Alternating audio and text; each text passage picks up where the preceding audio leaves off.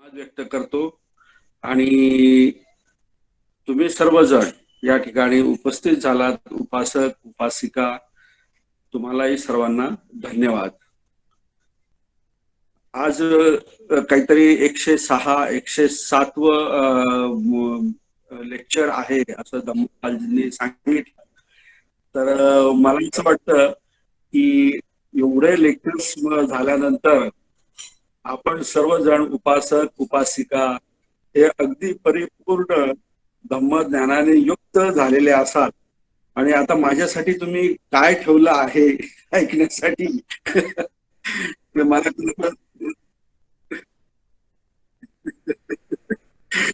तर काही हरकत नाही. मला जितके ज्ञात आहे तितकं मी सांगण्याचा प्रयत्न करणार आहे. आता या ठिकाणी आपल्या क्लासमध्ये अगदी लहान मुलांपासून तर अगदी हायर लेवलला शिकणारे जे आहेत, मोठे बुजुर्ग मंडळी आहेत, या सर्वांचा समावेश आहे आणि सर्वांना योग्य युक्त असं धम्मदेशना मला द्यायची आहे. म्हणजे खूप हार्ड पण नाही आणि खूप सोपं पण नाही, म्हणजे फार अगदी धम्मम शरणम गच्छामी वगैरे पासून पण नाही. परंतु मी तुम्हाला या ठिकाणी प्रयत्न करणार आहे. म्हणजे ज्या आपल्या ज्या गाथा आहेत, आपण गाथा म्हणतो, परंतु त्याचा उच्चार, त्याचं व्याकरण आणि त्याचा अर्थ, ह्या 3 गोष्टी फार महत्वाच्या आहेत. तर त्या जर समजून घेतल्या आणि त्याप्रमाणे जर आपण त्या गाथांचं म्हणजे श्रवण केलं किंवा उच्चार केला किंवा मनन केलं, चिंतन केलं, तर त्यातून खूप आपल्याला लाभ मिळतो. म्हणजे विना अर्थ नुसतंच पाठांतर करण्यामध्ये काही अर्थ नाही. तर हे पण तेवढं समजून घेणं महत्वाचं आहे. त्याचबरोबर जे भगवान बुद्धांनी जे काही सूक्त सांगितलेले आहेत आपल्या जीवनावरती किंवा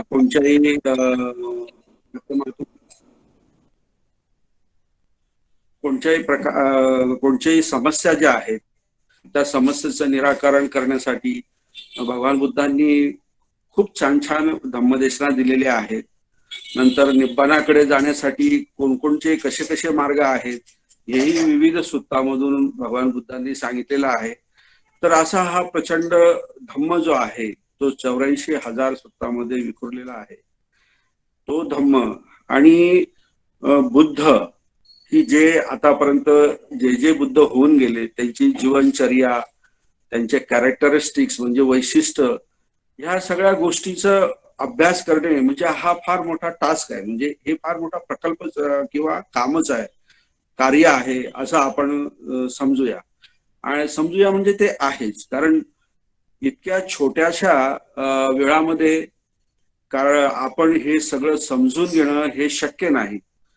परंतु भगवान बुद्धांनी हे पण सांगितलेलं आहे की तुम्हाला जेवढा आवश्यक धम्म आहे तुमच्या जीवनामध्ये सुख उत्पन्न करण्यासाठी, सुख मिळवण्यासाठी जो काही आवश्यक धम्म जो आहे तो जरी तुम्ही मिळवला तरी, म्हणजे ग्रहस्थांसाठी किंवा उपासक उपासिकांसाठी, म्हणजे त्याच्या कार्याला स्मरण केलं पाहिजे आणि त्यांच्यापासून आपण प्रेरणा घेतली पाहिजे. तर हे अनागारिक धम्मपाल यांच्याबद्दल मी थोडक्या 2 मिनिटांमध्ये तुम्हाला माहिती देईन.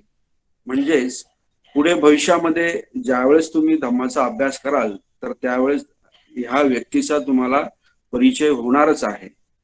तर प्रथमतः हे अनागारिक धम्मपाल जे आहेत हे श्रीलंकन व्यक्ती आहेत. त्यांचा जन्म श्रीलंकेमध्ये झालेला आहे आणि त्यावेळेस श्रीलंकेमध्ये ब्रिटिशांचीच राजवट होती. जसा आपला भारतामध्ये स्वातंत्र्य लढा चालू होता इंग्रजांच्या विरोधामध्ये, तसा श्रीलंकन लोक सुद्धा त्यांच्या म्हणजे अधिपत्याखाली होते. त्यातनं मुक्त होण्यासाठी त्यांचाही लढा चालू होता आणि त्या लढ्याचं नेतृत्व जे होतं ते अनागारिक धम्मपाल यांनी केलेलं होतं. म्हणजे स्वातंत्र्य लढ्यामध्ये त्या काळामध्ये म्हणजे 1864 साली अनागारिक धम्मपाल यांचा जन्म झालेला आणि त्या काळामध्ये त्यांनी या मोठ्या स्वातंत्र्य लढ्यामध्ये सहभाग नोंदवलेला होता. सहभाग म्हणण्यापेक्षा ते नेतृत्व करत होते. म्हणजे नॅशनलिझम जी चळवळ होती, सिंहली बुद्धिस्ट नॅशनलिझम, ही मुक्ती लढ्याची जी चळवळ होती ती त्यांनी स्वतः चालवलेली होती. म्हणजे त्यांच्या श्रीलंकन लढ्यामध्ये, श्रीलंकन मुक्तीच्या लढ्यामध्ये धम्मपाल, अनागरिक धम्मपाल यांचं नाव अगदी अग्र क्रमाने घेतलं जातं. त्यानंतर दुसरा महत्वाचा भाग म्हणजे भारतामध्ये त्यांनी काय काम केलं की त्यांचा आपण आज जन्मदिवस साजरा करतो आहोत. आज फक्त भारतामध्येच नाही तर पूर्ण जगामध्ये आपण त्यांचा जन्मदिवस साजरा करत असतो. तर भारतामध्ये विशेषतः त्यांनी जे बोधगयाचं विहार जे आहे त्या विहारासाठी त्यांनी खूप प्रयत्न केलेला आहे. कारण त्या काळामध्ये हे विहार जे कोणी कमिटी चालवत होती किंवा त्याचं व्यवस्थापन करत होती त्यामध्ये सर्वजण ब्राह्मण व्यक्ती होते आणि त्यामुळे त्या विहाराला एक वेगळं स्वरूप प्राप्त होण्याची म्हणजे शक्यता त्यांना दिसून आली की जे काही पवित्रता आहे किंवा विशुद्धता आहे बुद्ध विहाराची, माऊदी विहाराची, तर ही नष्ट होऊ शकते.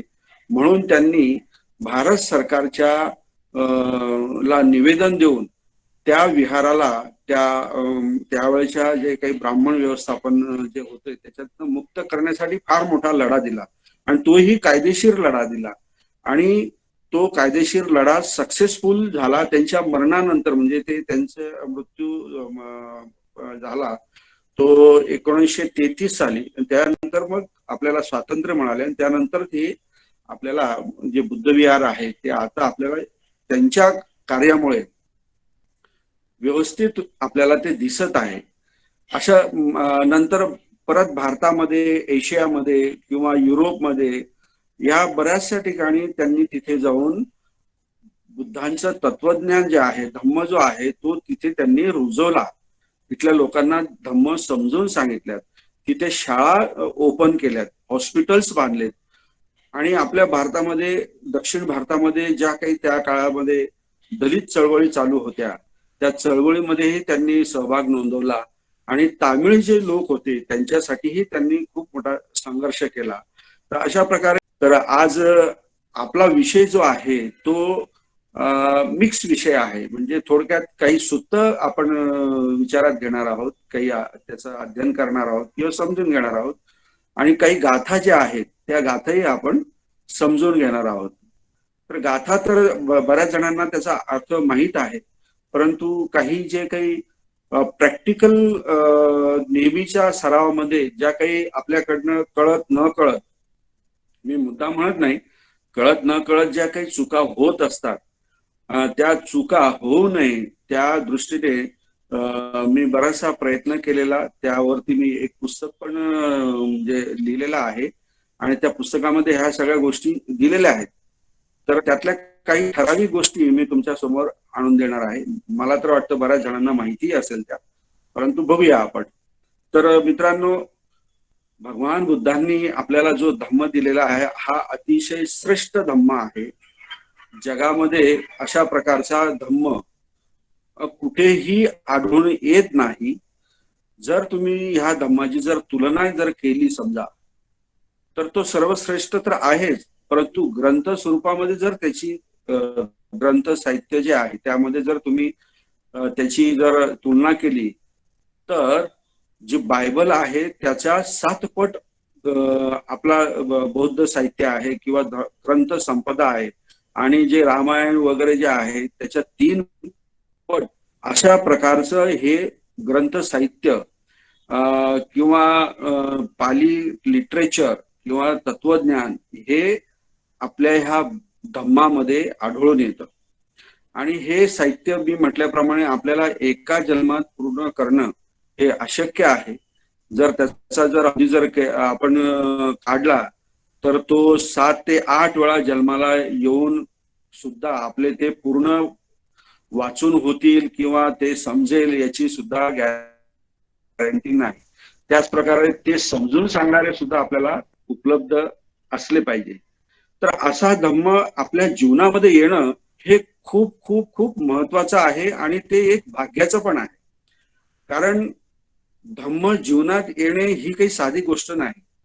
इवन भगवान बुद्धांच्या काळामध्ये सुद्धा बरेच लोक असे होते की त्यांना धम्म प्राप्त झालेला नाही किंवा धम्माचं ज्ञान त्यांना मिळालेलं नाही किंवा हा धम्माचा जो रस आहे त्यांनी चाकला नाही, असे त्यांच्या काळातही लोक होते. तर याचं कारण काय? आणि असेही लोक होते की ज्यांनी भगवान बुद्धांचा धम्माचा रस जो आहे तो चाखला आणि त्याचा स्वादही घेतला आणि त्याचे फळ जे आहे, चांगले फळ ते सुद्धा त्यांनी भोगले आणि ते निब्बाणाला गेले. तर असं का? तर ते मित्रांनो, याबाबत भगवान बुद्ध स्वतः सांगतात की बुद्ध उत्पन्न होणे हे फार अलभ्य गोष्ट आहे. म्हणजे बुद्ध उत्पन्न होणे हे फार अलभ्य गोष्ट आहे, दुर्मिळ गोष्ट आहे. आणि त्याचबरोबर तुम्हाला मनुष्यत्व जे आहे, म्हणजे मनुष्य म्हणून तुम्ही उत्पन्न होणं हे सुद्धा खूप दुर्मिळ गोष्ट आहे. परंतु योगायोगाने जर समजा बुद्ध पण असले आणि तुम्ही मनुष्य म्हणून सुद्धा त्या ठिकाणी असला, तर धम्माचं श्रवण करणं हे फार दुर्मिळ गोष्ट आहे. म्हणजे ते तुम्हाला लाभेलच असं नाही. म्हणून धम्माचं श्रवण करणं हे अतिशय महत्वाचं आहे. आणि धम्माचं श्रवण केल्याने काय काय होतं? एक तर आपण धम्माच्या मार्गाने आपण व्यवस्थित आचरण करीत असतो आणि दुसरी गोष्ट म्हणजे धम्म हा सुरक्षित राहतो, सुरक्षित राहतो. म्हणजे धम्माचं पतन होत नाही किंवा धम्मचा ऱ्हास होत नाही. हे दोन गोष्टी ह्या फार महत्वाच्या आहेत. तर ह्या दोन गोष्टींना अनुसरून आपल्याला धम्माचं श्रवण करणं हे फार महत्वाचं आहे. एका सूत्रामध्ये तर भगवान बुद्ध म्हणतात की असवनता धम्मस्य परिहायंती, म्हणजे धम्माचं श्रवण न करणे हे काय आहे? धर्माला नष्ट करणे आहे, असं स्पष्ट भगवान बुद्धांनी एका ठिकाणी उद्गार काढलेले आहेत. परंतु आज आपल्याला आपण बघतो की बऱ्याच ठिकाणी विविध संस्थांच्या माध्यमातून किंवा कॉलेजेस किंवा विद्यापीठाच्या माध्यमातून जी काही 7-8 वर्षापूर्वी किंवा 10 वर्षापूर्वी जी काही परिस्थिती होती धम्माच्या बाबतीमध्ये, ती आता बऱ्यापैकी बदललेली आहे. बरेचसे लोक आता जागृत झालेले आहेत आणि ते जागृत झालेले लोक जे आहेत ते धम्माचं श्रवण करण्यासाठी आतुर आहेत. प्रत्येक जण इगर झालेला, उत्सुक झालेला आहे, धम्म समजला पाहिजे, मला धम्म कळाला पाहिजे. तर ह्या गोष्टी ज्या आहेत, धम्म समजला पाहिजे, कळाला पाहिजे, तर एक तर तुमच्याकडनं सुद्धा तो प्रयत्न केला गेला पाहिजे. आणि ज्यांना धम्म कळाला आहे, ज्यांना धम्म माहीत आहे, शुद्ध स्वरूपामध्ये कळतो आहे, त्यांनी सुद्धा त्यांची जबाबदारी ओळखून ती इतरांना धम्म देण्याचं, धम्मदेशना देण्याचं काम पूर्ण केलं पाहिजे. या दोन्ही गोष्टी पूर्ण झाल्याशिवाय बाबासाहेबांची जी मनातला जो काही संकल्प होता किंवा त्यांचे जे काही स्वप्न होते की मी भारत बौद्धमय करेल, हा जो त्यांचा संकल्प किंवा स्वप्न पूर्ण होऊ शकत नाही. आणि त्याच कारणासाठी भगवान बाबासाहेबांनी आपल्याला बुद्ध धम्माची दीक्षा दिलेली आहे. बुद्ध धम्माची दीक्षा देण्याच्या मागे दोन कारण होते. एक कारण म्हणजे आपण जे काही त्या काळामधील दलित जे काही लोक होते, अस्पृश्य म्हणून लोक होते, तर ते एक मानसिक गुलामगिरीमध्ये होते. नंतर आपले एक विषमता, जी काही सामाजिक विषमता होती, जाती व्यवस्था होती, त्याच्यामध्ये जखडलेले होते. तर त्यातून त्यांना मुक्त करणं हा एक भाग होता. कारण बुद्ध धम्मामध्येच फक्त अशी व्यवस्था होती की इक्वॅलिटी होती, म्हणजे समता होती. इतर धम्मामध्ये सहसा समता आढळून येत नाही. दुसरी गोष्ट म्हणजे की बाबासाहेबांनी बघितलं की असा हा बौद्ध धम्म जे आहे तो फक्त एकच धम्म आहे की त्यामध्ये माणसाच्या मनाचा विकास होऊ शकतो. कारण धम्म हा पूर्ण मनावरती आधारित आहे. मन आणि रूप म्हणजे शरीर या दोघांवरती आधारित आणि ह्या निसर्गाची जी काही क्रियाकलाप जो काही आहे याच्यावरती आधारित हा सगळा धम्म असल्यामुळे बाबासाहेबांना गॅरंटी होती की हा धम्म माझ्या सगळ्या बांधवांचं, माझ्या सगळ्या लोकांचं कल्याण करेल, त्यांचं उन्नती होईल, प्रगती होईल. म्हणून बाबासाहेबांनी हा आपल्याला धम्म दिला. तर हा धम्म आपल्याला नीट व्यवस्थित समजून घेणं हे आपली फार मोठी जबाबदारी आहे. तर हे सांगण्यासाठी भगवान बुद्धांनी एक अलगद नावाचं एक सूत्र आहे त्या सुत्तामध्ये खूप चांगल्या प्रकारे भगवान बुद्धांनी सांगितलेलं आहे की तुम्ही जे काही मी जे सांगितलेला जो धम्म आहे तो जर व्यवस्थित ग्रहण केला नाही तर त्याचे दुष्परिणाम मात्र तुम्हाला भोगावे लागतील. आणि जर तुम्ही तो धम्म व्यवस्थितपणे ग्रहण केला तर त्याचे चांगले फळ तुम्हाला निश्चितच मिळतील. म्हणजे गॅरंटीने मिळेल. इथे कुठलीही अंधश्रद्धा वितर्क नाही. कारण का भगवान बुद्ध स्वतः तो धम्म त्यांनी स्वतः अनुभव केलेला होता. तो अनुभव केलेला धम्मच भगवान बुद्ध नेहमी सांगत असे. म्हणजेच काय, भगवान बुद्ध स्वयं अभिज्ञाय सच्चिकत्वा अवेदेती, हे जे वाक्य जे आहे हे अतिशय महत्वाचं आहे. कारण स्वतः ज्या काही अभिज्ञाय म्हणजे स्वतः जे काही उच्च प्रकारचं धम्माचं ज्ञान आहे, सच्चिकत्वा म्हणजेच त्याचा साक्षात्कार करून तो अनुभव घेऊन त्यानंतरच मी पवेदेमी म्हणजे काय, मी त्याचा तुम्हाला धम्मदशना देतो किंवा तो सांगतो. इतक्या ठामपणे भगवान बुद्ध ते लोकांना सांगतात की हा जो धम्म जो आहे हा व्यवस्थित जर तुम्ही ग्रहण केला तरच त्याचा तुम्हाला उपयोग होऊ शकतो. तर अलगद सुत्तामध्ये भगवान बुद्ध म्हणतात की एक भिक्खू जो आहे त्या संघामध्ये तो काय करत होता, भगवान बुद्धांनी नेहमीच जे काही चांगले धम्म जे आहेत त्याचे फळ चांगले आहेत असेच सांगितले आणि जे काही अकुशल धम्म आहेत त्याचे फळ अकुशलच आहे असं नेहमी सांगितले. परंतु त्यातील एक जो भिक्खू होता तो भिक्खू भगवान बुद्धांनी सांगितलेला जो काही अर्थ आहे त्याचा विपरीत काहीतरी त्याच्या मनाने अर्थ लावून तो भिक्खू गणांमध्ये किंवा शहरामध्ये किंवा जो कोणी त्याला मिळेल त्याला तो सांगत होता. तर तो काय सांगत होता की भगवान बुद्धांनी जे काही विघ्न उत्पन्न होतील असे जे काही धम्म सांगितलेले आहेत त्या धम्माचं सेवन केलं तरीही ते धम्म विघ्नकारक होत नाही. अशा प्रकारचे तो अफवा म्हणा किंवा चुकीचा धम्म लोकांमध्ये तो पोहोचवत होता किंवा सांगत होता. भिक्खूंना जेव्हा कळालं तर भिक्खूंनी त्याला समजवण्याचा प्रयत्न केला, परंतु तो त्याच्याच मतावरती तो म्हणजे ठाम राहिला. शेवटी भिक्खूंनी भगवान बुद्धांकडे गेले आणि सांगितलं की असा एक भिक्खू आहे, तो अशा प्रकारे चुकीचं लोकांना सांगत आहे. तर भगवान बुद्धांना थोडंसं आश्चर्य वाटलं की असं तर मी सांगूच शकत नाही. जे काही विघ्नकारक धम्म आहे आणि ते जर आचरणात आणले तर त्यापासून विघ्न उत्पन्न होईल अशी परिस्थिती होणार नाही, असं होऊ शकत नाही. कारण प्रत्येकाचा जे विघ्नकारक धम्म आहे त्याचा विपाक किंवा त्याचा फळ ते विघ्नकारकच राहणार आहे. शेवटी भगवान बुद्ध त्या भिक्खूला बोलवून घेतात आणि त्याला चिडतात म्हणजे इन द सेन्स करुणेने. भगवान बुद्धांच्या मनामध्ये तर सगळा राग वगैरे द्वेष तर नव्हताच, परंतु त्याला मोघ पुरुष म्हणतात, म्हणजेच काय, मूर्ख माणसं म्हणतात. आणि त्याला सांगतात, अरे बाबा असं मी कधी कुठे सांगितले नाहीये, तू असं चुकीचं का सांगतोस. तर त्याला समजून सांगितल्यानंतरही तो तसंच ते वाक्य चालू असतं. शेवटी भगवान बुद्ध त्याला म्हणजे हे करतात, सोडून देतात. कारण ज्याचा त्याचा जो काही भावांग जे आहे, आता हा मोठा विषय आहे, किंवा ज्याचा त्याचा जो काही विपाक ज्याला मिळणार आहे तो मिळतच असतो. ज्या संधी उपलब्ध होत असतात धम्म ग्रहण करण्याच्या त्याही मिळत असतात, परंतु तो व्यक्ती किती तो त्या प्रमाणात घेतो आहे ते त्याच्यावरती अवलंबून असतं. मग भगवान बुद्ध इतर भिक्खूंना समजून सांगतात की अशा प्रकारे मी कुठल्याही धम्म सांगितलेला नाही किंवा सांगणारही नाही. तर भगवान बुद्ध म्हणतात की माझा जो धम्म जो आहे तो 9 अंगाने जो बनलेला आहे, म्हणजे गाथा वगैरे इति उक्तक वगैरे सरांना माहित आहे, सरांनी तुम्हाला सांगितलं पण असेल. आणि धम्म जो आहे तो मी एकट्याने सांगितलेला आहे, त्याच्यामध्ये बदल होणं हे काही शक्य नाही. परंतु हा धम्म समजून घेण्यासाठी तुम्हाला कशाची गरज आहे, प्रज्ञेची गरज आहे.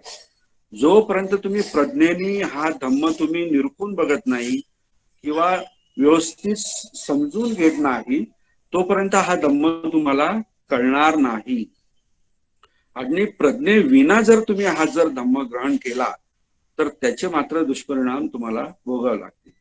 तर भगवान बुद्ध उदाहरण देतात की एक व्यक्ती जो आहे की ज्याला साप पकडण्याची इच्छा होते, मग तो ते साप पकडण्याच्या इच्छेने तो अरण्यामध्ये जातो आणि त्याला अरण्यामध्ये गेल्यानंतर एक साप दिसतो, मोठा साप दिसतो आणि तो त्याच्या जवळ जाऊन त्याच्या तोंडाजवळ किंवा त्याच्या मध्यभागी जो मध्य भाग असतो त्याला तो पकडतो.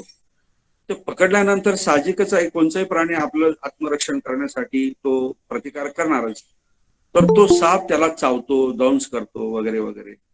ते दंश केल्यानंतर त्या माणसाला म्हणजे मरणाच्या यातना होतात किंवा तो मृत्यूही पावतो.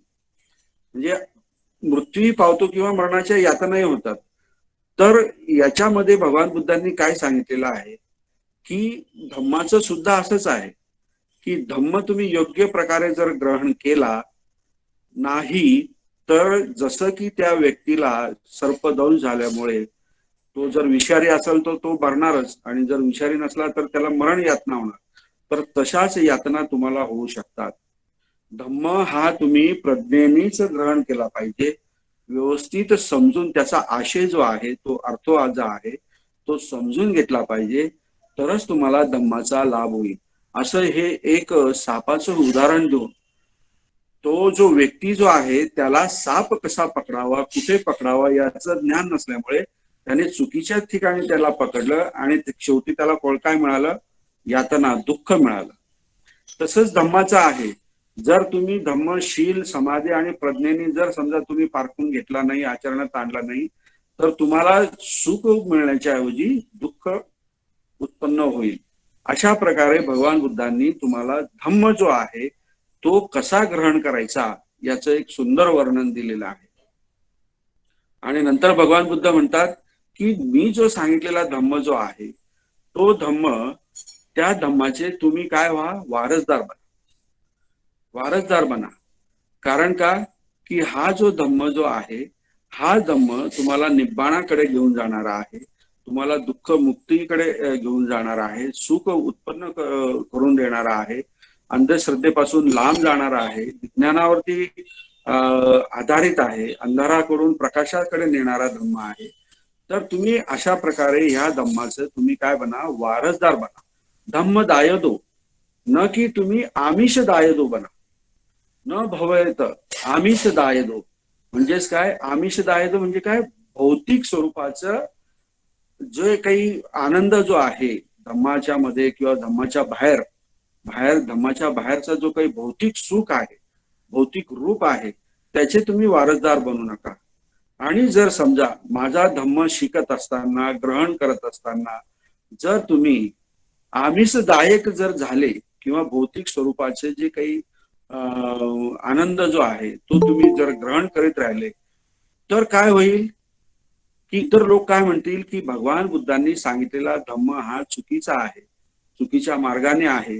तो धम्म ग्रहण केल्यावर सुद्धा लोक भौतिक सुखामध्ये आवश्यकतेपेक्षा जास्त की ज्याने त्याचं पतन होईल असा भौतिक धर्म ते ग्रहण करतात.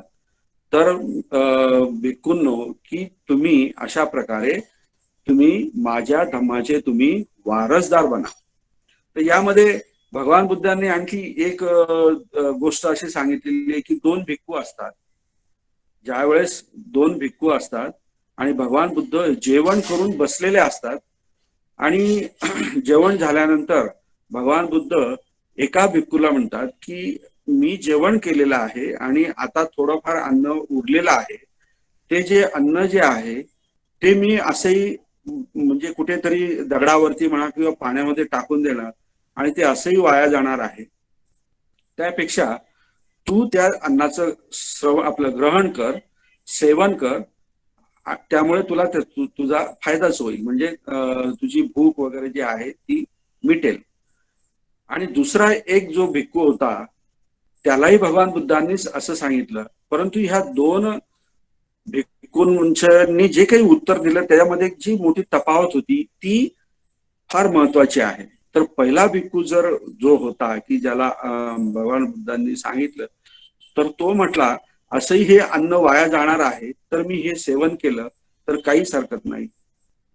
तर तो ते सेवन करतो आणि दुसरा भिक्खू जो होता तो असा विचार करतो की हे जरी अन्न वाया जात असलं तरी हे अन्न वाया जाणार नाही, तर कोणीतरी जीव जंतू वगैरे जे आहे हे अन्न खातील. परंतु भगवान बुद्धांनी मला जे काही शील, सदाचरण किंवा मनावरती ताबा जो आहे, संयम जो आहे, ते जे काही शिकवलेलं आहे त्याच्या बाहेर जाऊन मी हे अन्न ग्रहण करू शकत नाही किंवा करणे हेही चुकीचं आहे, असा विचार करून तो त्या अन्नाचा त्याग करतो. तर भगवान बुद्ध म्हणतात की ह्या दोन भिक्खूंमध्ये मधील माझा खरा शिष्य कोण असेल? तर भगवान बुद्ध म्हणतात की जो व्यक्ती मी दिलेलं जे काही अन्न जे होतं तो तो जे त्यागतो किंवा तो जो ग्रहण करत नाही तो खरा शिष्य. म्हणजेच तो भिक्खू जो आहे तो आमिषाला बळी पडत नाही, भौतिक याला बळी पडत नाही. तर अशा प्रकारे आपण सर्वांनी धम्माला ग्रहण पण केलं पाहिजे आणि धम्माचे आपण वारसदार सुद्धा झाले पाहिजे. अशा प्रकारे भगवान बुद्धांनी आपल्याला चांगल्यापैकी छानपैकी धम्म दिलेला आहे. सुत्तामध्ये तर खूप खूप अगदी बारीक सारीक गोष्टी आहेत. तर अशा प्रकारे हे सगळं जे ज्ञान जे आहे सुत्तामध्ये आहे, पाली भाषेमध्ये आहेत आणि ती पाली भाषा शिकणं एक मोठा आपल्यासाठी एक काय म्हणतात त्याला मोठा हे झालेलं आहे. म्हणजे काय म्हणतात त्याला विडा उचलण्यासारखं झालेलं आहे. तर ते सुद्धा समजणं शिकणं महत्वाचं आहे. तर भगवान बुद्ध पुढे म्हणतात की हे धम्म श्रवण करणं किंवा ग्रहण करणं किंवा धम्माचा काय म्हणतो आपण दायक म्हणजे वारसदार बनणं, हे सुद्धा लोकांना कसं करावं काय करावं ते कळत नाही. कारण का प्रज्ञा नसते, शीलाचं आचरण नसतं, समाधीचा ज्ञान नसतं. तर भगवान बुद्ध सांगतात की असे 4 प्रकारचे सुद्धा व्यक्ती आपल्या ह्या समाजामध्ये आहेत, लोकांमध्ये आहेत. त्याला 4 प्रकारचे व्यक्ती जे आहेत ते भगवान बुद्धांनी त्याचं खूप छान उदाहरण पण दिलेलं आहे. तर त्यामध्ये अंगन रहित एक सुत्त आहे, धम्मपालजींना माहित असेल ते. तर ते सुत्त जे आहे त्याच्यामध्ये 4 प्रकारचे व्यक्ती दिले आहेत. तर त्याच्यामध्ये आपण सर्वजण कुठल्या तरी कुठल्या पद्धतीच्या वर्गामध्ये बसतोच. तर पहिला जो वर्ग जो आहे तो म्हणजे की अंगन म्हणजे काय विकार, चित्तमल. चित्तमल म्हणजे असा व्यक्ती असतो की त्याच्या मनामध्ये चित्तमल असतं पण ते त्याला माहीत नसतं की माझ्या मनामध्ये चित्ताचा मल आहे किंवा विकार आहे, हे त्याला माहीत नसतं. अशा प्रकारचा एक व्यक्ती असतो. आणि दुसरा प्रकारचा व्यक्ती काय असतो की असा एक व्यक्ती असतो की त्याच्या मनामध्ये चित्तमल असते, चित्तमल असते पण ते त्याला माहीत असतं, ते त्याला माहीत असतो. तो दूर करण्याचा प्रयत्न ते नंतर सांगेल मी. आणि तिसरा प्रकारचा जो व्यक्ती असतो की तो चित्तमल रहित असतो, म्हणजे त्याच्या मनामध्ये कुठलाही विकार नसतो, हे त्याला माहीत नसतं. आणि चौथ्या प्रकारचा जो व्यक्ती असतो की तो चित्तमल रहित असतो, विकार रहित असतो, परंतु त्याला ते माहीत असतं की माझ्या मनामध्ये चित्त मल नाही किंवा विकार नाही. तर अशा प्रकारे हे जे 4 लोक जे आहेत, तर असे 4ही लोक आता बऱ्याचशा लोकांना आपल्याला म्हणजे त्यांनी जर आत्मपरीक्षण केलं तर त्यांना कळेल की माझ्या मनामध्ये विकार आहे का नाही आहे. काही लोक असून सुद्धा नाकारतात की नाही माझ्या मनामध्ये नाही. तर अशा लोकांना भगवान बुद्धांनी हीन पुरुष म्हटलेला आहे. अशा व्यक्तीला भगवान बुद्धांनी हीन पुरुष म्हटलेला आहे. कारण त्याला माहित आहे की आपल्या मनामध्ये चित्तमल आहे, विकार आहे. तो काय करतो, नाकारतो आणि तो तशाच स्वरूपामध्ये त्याच रूपामध्ये ते चित्तमल नष्ट न करण्यासाठी प्रयत्न करत नाही. तो चित्तमल नष्ट करण्यासाठी प्रयत्न करत नाही, तो तसाच मृत्यू पावतो. शेवटी तो दुर्गतीला प्राप्त होतो. असा व्यक्ती कोण आहे? हीन पुरुष आहे. आणि जो व्यक्ती माझ्या चित्तामध्ये चित्तमल जे आहे ते नाही, हे जो चांगल्या पद्धतीने जाणतो तो श्रेष्ठ पुरुष आहे. कारण का की तो पुरुष जो आहे तो परत कुठल्याही प्रकारे मोठ्या आपला याला रागाला म्हणजे लोभाला बळी पडत नाही, सौंदर्याला बळी पडत नाही, एखाद्या आमिषाला बळी पडत नाही आणि तो विकाररहित चित्तमल रहित तो मृत्यू पावतो आणि सुगतीला प्राप्त होतो.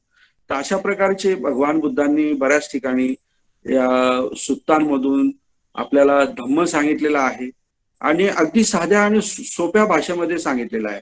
म्हणजे पाली भाषेमध्ये सांगितलेलं आहे, परंतु जे आपल्या जीवनाशी निगडीत आहे त्याच्या संदर्भात सांगितलेलं आहे.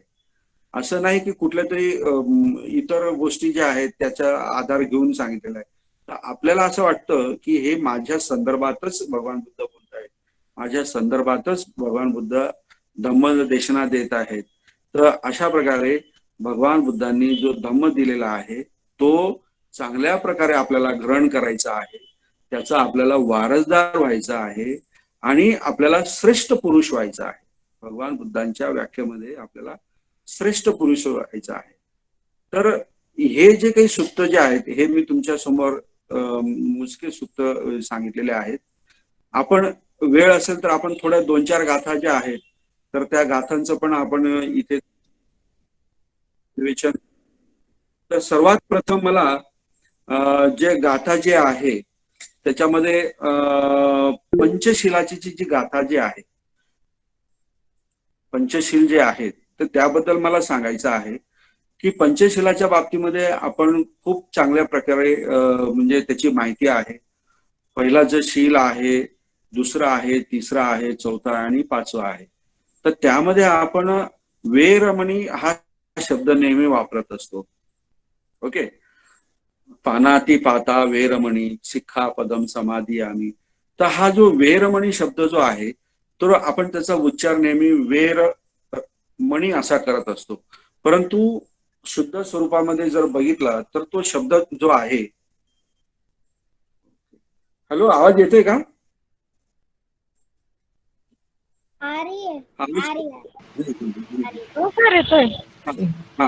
तर वेरमणी हा शब्द जो आहे तर तो ऍक्च्युली वेर हा शब्द म्हणजे दुश्मन किंवा वैरी होतो आणि मणी म्हणजे मणी, परंतु आपण म्हणताना म्हणतो पानाती पाता वेरमणी. मग याचा अर्थ काय होतो? जर तुम्ही असा उच्चार केला वेर मणी असा उच्चार केला तर मी प्राणी हत्यापासून मी दूर राहील असं आपण म्हणतो, परंतु उच्चार करताना आपण चुकीचा उच्चार जर केला वेरमणी तर त्याचा अर्थ होईल की वैर आणि मणी, प्राणाच्या म्हणजे प्राण्याच्या हत्येपासून वैर आणि मणी म्हणजे काही संबंध लागत नाही, काही त्याचा अर्थ लागत नाही. परंतु जर तुम्ही त्या शब्दाला उच्चार वे रमणी असा जर केला तरच त्याचा अर्थ लागतो. कारण का वे हा शब्द जो आहे हा उपसर्ग आहे. मी आता थोडस व्याकरणाचा थोडासा माझा चांगला अभ्यास आणि मला आवडतं पण म्हणून मी तुम्हाला सांगतो, वे हा शब्द जो आहे हा उपसर्ग आहे, तो उलटा अर्थ आपल्याला प्रदर्शित करतो. कोणाचा? रमणी ह्या शब्दाचा. आणि रमणी हा शब्द जो आहे तो कशापासून तयार झालेला आहे? रम हा शब्दापासून तयार झालेला आहे. आणि रम म्हणजे काय? रमणे, त्याच्यामध्ये लीन होणे आहे की नाही, त्याचा आनंद घेणे. ओके, म्हणजेच काय वे हा त्याचा विरुद्ध अर्थ दाखवतो. वी ऍक्च्युली तो वी आहे पण पालित होताना तो वे होतो. वी रमणी किंवा वे रमणी म्हणजे मी त्याच्यामध्ये रमणार नाही, मी त्याच्यामध्ये लिप्त होणार नाही, त्याच्यामध्ये मी आनंद घेणार नाही. अशा प्रकारचे वे रमणी हा असा शब्द जर उच्चारला तरच आपण पाली भाषेला न्याय देऊ शकतो. पानाती पाता वे रमणी, वे रमणी म्हणण्यापेक्षा वे रमणी असा तुम्ही म्हणा. त्यानंतर आपण दुसरा शब्द जो आहे कामेसु मिच्छाचारा, कामेसु मिच्छाचारा. आता कामेसु मिच्छाचारा म्हणायचं का कामे सुमिच्छाचारा म्हणायचं, हा एक महत्वाचा प्रश्न आहे. आता पाली भाषेमध्ये कामे काही जण म्हणतात सुमिच्छाचारा आणि कामेसु मिच्छाचारा. आता नुसता कामे म्हटला म्हणजे कामामध्ये, आणि काम म्हणजे नेमकं काय आहे? खरं तर भगवान बुद्धांनी ती लस्ट म्हणतो ना आपण व्यभिचार, तो अर्थ नाहीये. कारण भगवान बुद्धांनी कामाच्या बाबतीमध्ये खूप खूप सूत्र दिलेले आहेत आणि त्याचा अर्थ सांगितलेला आहे. काम म्हणजे काय? की हे जे काही 6 आयतन जे आहेत किंवा इंद्रिय आहेत आणि त्यांचे जे विषय आहेत त्यांना काम म्हटलेलं आहे. उदाहरणार्थ डोळे, कान, नाक, आपली जीभ आहे, त्वचा आहे, मन आहे आणि त्यांचे जे विषय आहेत याच्यामध्ये रमणे, याच्यामध्ये रमणे हे चुकीचं आहे आणि त्याच्यापासून अलिप्त राहणे हे खरं शीलाचं पालन आहे. अशा प्रकारे त्या कामे सु म्हणजे कामामधील मिथ्याचार म्हणजे मिथ्या आचार म्हणजे चुकीचं आचरण, कामेसु म्हणजेच काय, हे जे 6 आयतन मी सांगितलं त्यामध्ये जर तुम्ही चुकीचं जर वर्तन केलं तर तुम्हाला दुःख हे मिळणारच आहे. तर अशा प्रकारचे हे जे काही शब्द जे आहेत याचा उच्चार जर चुकीचा केला तर आपल्याला त्याचा चुकीचा अर्थ होतो. आणखी दुसरं बुद्ध पूजेमध्ये सुद्धा आपण नथी मे शरणं अय्यं बुद्धो मे शरणं वरं असा आपण म्हणत असतो. तर त्यामध्ये अय्यंग हा शब्द सरसकट इवन भिक्खू सुद्धा ते उच्चार करत असतात. तर त्याच्यामध्ये अयंग हा शब्द नाही आहे. नथी मे शरणं अयंग, अयंग म्हणजे हा. आणि आपण असं म्हणण्याचा प्रयत्न करतो नथी मे शरणं अन्यं, अन्यं इतर, म्हणजे मी दुसऱ्या कोणालाही अन्य इतर ला मी शरण जाणार नाही. बुद्धो मे शरणं वरं, मी जे काही श्रेष्ठ बुद्ध आहेत त्यांना मी शरण जाणार, असा त्या वाक्याचा अर्थ आहे. पण आपण चुकीने त्यामध्ये अयंग हा शब्द टाकतो आणि त्याचा पूर्णपणे त्याचा अर्थ जो आहे तो खराब होतो किंवा अशुद्ध होतो. आणि हे करणं जे आहे ते अगदी चुकीचं आहे. बुद्ध आपला नंतर श्रीपाद हा शब्द सुद्धा आहे. आता श्रीपाद बऱ्याच जणांना मी विचारलं, जे काही लोक यामध्ये आहेत, तर श्रीपाद, तर बरेच जण काय म्हणतात, श्री म्हणजे आपलं डोकं, शिर, आणि पाद म्हणजे पाय. परंतु श्री हा शब्दाचा अर्थ म्हणजे काय, सुंदर, म्हणजे सुंदर चरण, सुंदर चरण. श्रीपाद म्हणजे काय, सुंदर चरण किंवा डोकं आणि पाय असं त्याचा अर्थ होत नाही. आणि सरोरुहे हा पण मी शब्द बऱ्याच जणांना विचारला तर कोणी हृदय सांगतो तर कोणी काय काय सांगतो, म्हणजे खूप अज्ञान आहे. त्याच्यामुळे मला खूप म्हणजे ऐकल्यानंतरही मला खूप वेदना होत होत्या की अरे लोकांमध्ये आहे, श्रद्धा आहे, त्यांना धम्म समजून घेण्याची इच्छा आहे, परंतु शुद्ध स्वरूपामध्ये धम्म त्यांच्यापर्यंत पोहोचलेला नाही. म्हणून मी हा एक प्रयत्न केला की सगळ्या ज्या गाथा ज्या आहेत त्याचं जे व्याकरण आहे, त्याचे जे संदर्भ आहेत, त्याचे जे उच्चार आहेत, अगदी तंतोतंत तो त्याचा बाबासाहेबांच्या नी दिलेला जो 16वा ग्रंथ आहे त्याचाही आधार घेऊन त्या सगळ्या गाथांचा अर्थ त्या पुस्तकामध्ये मांडला. आणि सांगतानाही मी हे सांगत असतो, कारण याचं कारण काय सांगतो की हे मला, मी स्वतः सांगत नाही, स्वतः भगवान बुद्ध म्हणतात की धम्म जर तुम्ही अशुद्ध स्वरूपामध्ये जर समजा तुम्ही दुसऱ्याला सांगितला ते सुद्धा एक पापच आहे. ते काय आहे, पापच आहे. शुद्ध स्वरूपामध्ये धम्म दुसऱ्याला सांगणे हे कुशल कर्म आहे. आणि जर समजा तुम्ही अशुद्ध स्वरूपामध्ये जर समजा तुम्ही दुसऱ्याला धम्म दिला तर तो तुम्हाला दुष्कृत अपराध लागेल, ह्या शब्दामध्ये भगवान बुद्धांनी सांगितलेलं आहे. म्हणून भगवान बुद्ध धम्म देसेती, धम्म देसेती कसा धम्म, स अथंग स व्यंजन परिशुद्ध केवल परिपूर्ण हे शब्द भगवान बुद्धांनी वापरलेले आहेत. म्हणजेच काय, स अर्थासहित, स व्यंजन म्हणजे स व्याकरण, व्याकरणासहित अशा प्रकारे भगवान बुद्धांनी लोकांना धम्म सांगितलेला आहे, गर्भित अर्थ सांगितलेला आहे. तर त्याचं पालन करणं हे आपलं कर्तव्य आहे. तर ते कर्तव्याचं पालन करून आपण धम्माकडे वळूया, त्याचं आचरण जे आहे ते व्यवस्थितपणे आपण पालन करूया. आणि या ठिकाणी मी थांबतो. तुमच्या सर्वांबरोबर मला बोलायची संधी मिळाली, खूप आनंद वाटला. धन्यवाद. जय भीम. कोणाला काही प्रश्न असतील, मी फार त्रोटक प्रमाणामध्ये सांगितलेला आहे, वेळ कमी असतो आपल्याला, 1 तासाचा वेळ असतो. तर कोणाला काही प्रश्न असतील किंवा काही शंका असतील तर ते तुम्ही विचारू शकता. धन्यवाद. जय भीम, जय भारत. साधू साधू साधू साधू साधू साधू साधू साधू साधू